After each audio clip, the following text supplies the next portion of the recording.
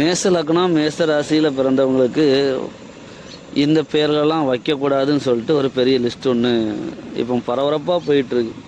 சனி வந்து மேச லக்னத்தில் நீச்சமாகிறதுனால சனியினுடைய பேரை வைக்கக்கூடாதான். இதுபோல் மேச லக்னத்துக்கு ரன்னுன்னு முடிகிறதுல பேர் வைக்கக்கூடாதான். ஏன்னா சுக்கிரன். அப்போ என்ன அப்படின்னா, எவனும் எந்த ஒரு பைத்தியக்காரனும் வீட்டில் பிள்ளைக்கு ரன்னுன்னு வைக்க மாட்டான். அதுவும் பொட்டை பிள்ளைகளுக்கு முக்கியமாக வைக்க மாட்டான். அது ஏன்னு உங்களுக்கு தெரியும்னு நினைக்கிறேன். எவ்வளோ ஒரு கேவலமான ஒரு தரக்குறைவான நிலைக்கு இந்த ஜோதிடம் போயிடுச்சு பார்த்தீங்களா. இந்த மக்கள் இந்த ஜோதிடக்காரங்க என்ன சொன்னாலும் எருமை மாடு மாதிரி தலையாட்டுறானுங்க. அதனுடைய கொடுமை தான் இன்றைக்கி வந்து பார்த்திங்கன்னா, இந்த லக்னத்தில் பிறந்தீங்கன்னா இந்த பேர் தான் வைக்கணும் அப்படின்னு எங்கள் லிஸ்ட்டு கொடுத்துட்ருக்குறேன். மேசத்தில் சனி நீச்சம். சனி ஆயுள்காரகன், செவ்வாய் உடல்காரகன்.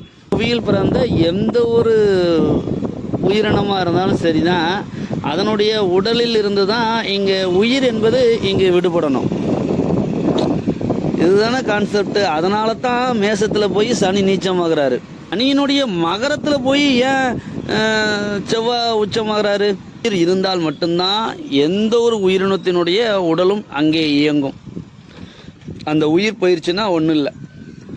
இந்த பிரபஞ்சத்தினுடைய உண்மையின் காரணமாகத்தான் மகரத்தில் போய் சனியினுடைய மகரத்தில் போய் இந்த உடல்காரகனான செவ்வாய் அங்கே உச்சமாகிறாரு. மக்களை வடிகட்டுன முட்டாளாக வந்து இந்த ஜோசியக்காரனால் மாற்றிக்கிட்டு இருக்கானுங்க. அவனெல்லாம் ஜோதிடர்களே கிடையாது. உண்மையாக சொல்ல போனால் அவனுங்கெல்லாம் அக்மார்க் ஃப்ராடுகள்.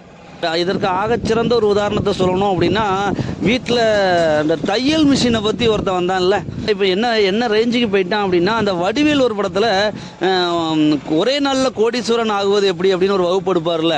இன்னைக்கு இந்த தையல் மிஷின் ஃப்ராடு இருக்கான்ல, அவன் ஒரு கிளாஸ் வைக்கிறான். என்ன அப்படின்னு பார்த்தீங்கன்னா, பண ஈர்ப்பு வகுப்பு. அந்த ஆயிரக்கணக்கான முட்டாள் கூட்டம் அவங்ககிட்ட போய் அந்த கிளாஸை படிச்சுட்டு இருக்கு. அவனு அதான் ஐடியா கொடுத்துருப்பான்னு நினைக்கிறேன். என்னைய போல் ஏதாவது தையல் மிஷினில் நான் ஒரு ப்ராடு விட்டேன், நீ வேணால் வாஷிங் மிஷினை வச்சு ஒரு ப்ராடு விடுன்னு சொல்லியிருப்பான்னு நினைக்கிறேன். கிளாஸ் அட்டன் பண்ணோன்ட்ட கேட்டால் தெரியும். நன்றி.